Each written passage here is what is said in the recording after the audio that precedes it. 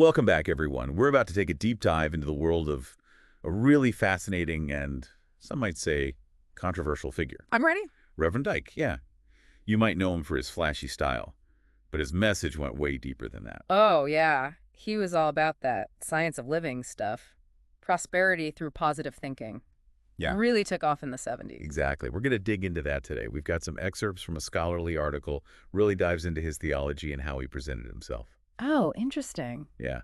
And his savvy use of media, too. Can't forget that. This guy was ahead of his time. Seems like it. So what's the plan for today's deep dive? Well, we're going to try to figure out, I guess, what were the driving forces behind his message, right? And what does his journey tell us about, the bigger picture of American culture and how it all fits together? I mean, he was mixing a lot of different ideas that were already floating around in Black communities, like spiritualism and stuff. Oh, totally. Like those metaphysical teachings that promised, real tangible results. Healing and wealth, that kind of thing. Right, exactly. And he did it with this super entrepreneurial approach to ministry. Not your typical preacher. Not at all. He was all about media, spectacle. He even rejected that label of black preacher. Famous for saying, I'm not a black preacher, I'm a green preacher. Green, huh? Green. So that leads us to the question, who is Reverend Ike? And what brought him to this unique philosophy? Well, we got to start back at the beginning. He started out as Frederick J. Eikerenkoetter Jr., pretty standard, in the Baptist Church in South Carolina. Traditional roots. Yeah, his father was a traveling Baptist preacher, but then Frederick got exposed to this more charismatic, Pentecostalism. Which is known for? Emphasis on spiritual gifts, like healing, speaking in tongues. It's much more expressive, That energy that we see in Reverend Ike later on. Definitely see that connection. So was there anything else in his early life, you think, that kind of hinted at this whole science of living philosophy he became famous for? I mean, the 1950s was a huge time for the healing revival movement, right? Think Oral Roberts. Oh, yeah. A.A. Allen. They were drawing these massive crowds, faith healing events, dynamic preachers. And pioneers in using radio and big gatherings. Rev Ike was right there in the mix, soaking it all up. So he was seeing firsthand how to connect with a huge audience. Exactly. But I mean, eventually he kind of moved away from those healing revivals. Yeah, he did. And he focused on, what do you call it? Thinkonomics. Mm-hmm. Which sounds a lot like the prosperity gospel you hear so much about these days. Was he one of the first? Oh, yeah, ahead of the curve, for sure. Okay. His science of living, or thinkonomics, was all about, tapping into the power of an indwelling God to get that material wealth through positive thinking. So it's spiritual, right? It's not just like positive thinking, secular. I know, there's a God element. He believed that God was within every person and wanted them to prosper. Yeah? He even made a study guide laying out the 4 steps to get there. Okay, what were they? What were the 4 steps? Simple. He said, decide it, believe it, see it, feel it. Sounds easy, right? Yeah. But I'm guessing there's more to it than meets the eye. Oh, yeah, way more. It's about embodying the feeling of already having what you want. It's like manifesting. Yeah. I get it.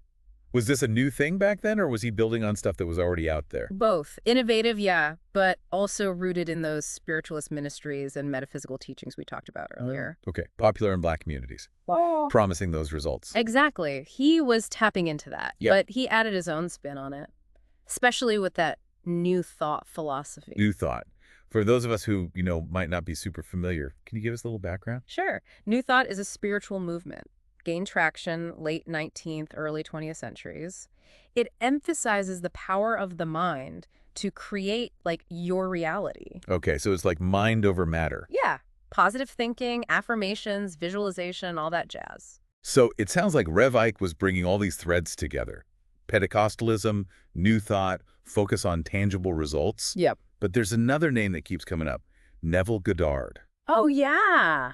Who was this guy, and how did he influence Reverend Ike? So Neville Goddard, he's this kind of lesser known but super influential New Thought teacher. Okay. Really shaped Reverend Ike's thinking. Neville had a unique take on the Bible. How so? He saw it more as a source of ideals, metaphors, not so much a literal history book. Interesting. And he was all about the power of imagination, urging people to live as though you are there and that you shall be. That sounds a lot like Rev Ike's see it, feel it. Exactly. They both believed to manifest something, you got to fully embody it. And that brings us to Reverend Ike's big teaching series, The Feeling Gets the Blessing. Oh, yeah. Heavily influenced by Neville, right? Big time. Yeah. This is where the subconscious mind comes into play. Oh, okay. Tell me more. Reverend Ike, building on Neville's ideas, he believed that the subconscious is like the key. To manifest. Exactly. He used this analogy of the conscious mind as the husband and the subconscious mind as the wife. Okay. The husband, he plants the seed, the thought, the feeling.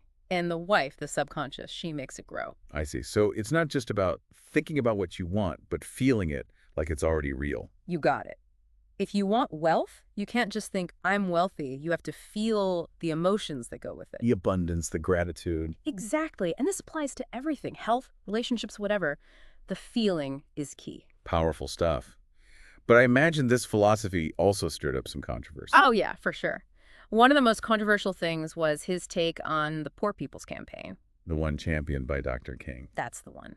Reverend Ike was against identifying with poverty, even said the best thing you can do for the poor is not be one of them. Whoa, that's a bold statement. It definitely ruffled some feathers. He felt like focusing on poverty, even to try to end it, just reinforced a mindset of lack. Which, according to him, would just attract more poverty. Exactly. He saw it as, perpetuating these negative self-images, especially in the Black community. So he was all about shifting that mindset from lack to abundance. Totally. But didn't he also have a pretty extravagant lifestyle? Oh, yeah, he did. And that's where things get even more interesting. We'll dive into that in the next part of our deep dive.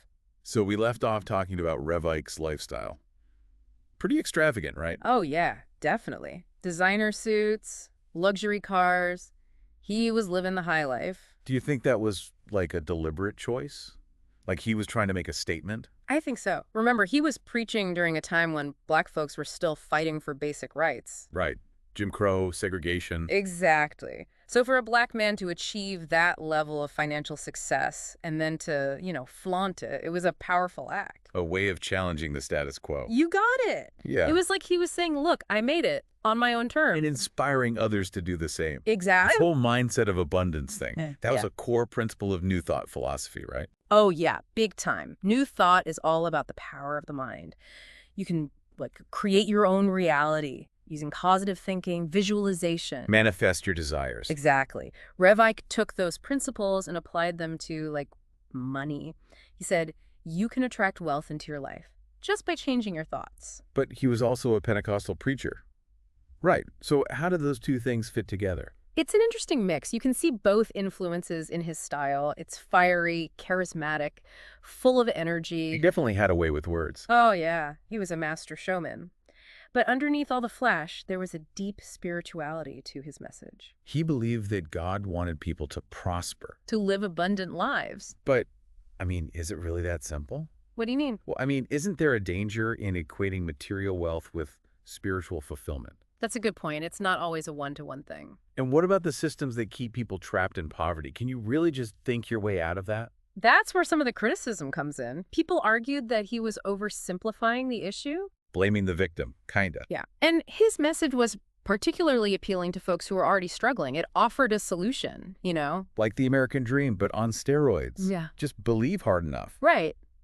But it's not that simple. And, I think his own background played a role in shaping his views. How so? Well, remember, he grew up poor in the segregated South. He saw firsthand how Black folks were denied opportunities. Just because of their race. Exactly. That experience probably fueled his drive for financial security, his belief that wealth could be a tool for liberation. Like he was trying to create his own version of liberation? On his own terms. Yeah, I can see that. And that idea of green power was really central to his message, wasn't it? Oh, absolutely. He believed that financial power could overcome racism, could level the playing field. So do you think he was right about that? It's complicated. On one hand, wealth definitely opens doors, gives you access to resources. A voice, a platform. Right. But on the other hand, racism is so deeply rooted in our society. It's not something you can just buy your way out of. There are plenty of wealthy Black folks who still face discrimination. Exactly. So while there's some truth to that green power idea, it's important to recognize its limitations. Right. It's not a magic solution. Nope. And I think that's one of the things that makes these deep dives so valuable. They help us wrestle with these complex ideas, see things from different angles. Absolutely. So what are some of the key takeaways from Rev Ike's story that you think are relevant today? What's sticking with you? Well, for me, it's the power of belief. Rev Ike believed that your thoughts shape your reality. It's wild to think how much we've uncovered already about Rev Ike Oh, just from these few excerpts. and it's so layered. Super layered. And it really makes you think, right? Race, class, the American dream, all through the lens of, a black man in America. Definitely back then. In that era, exactly. Huh. And one thing that really stands out to me is this tension Okay. between his message about prosperity Um, and then his critique of materialism. oh yeah, that's interesting. How do you square those two things? They seem to contradict each other. It's a good question. On one hand, he's like, enjoy the good life, right? Embrace abundance. But then he also warns against being, like, consumed by stuff. He had that famous saying, I think it was, money is not the root of all evil. The lack of money is the root of all evil. He did. So maybe he saw it as a tool. Like, money itself isn't good or bad. It's how you use it. Yeah, that makes sense.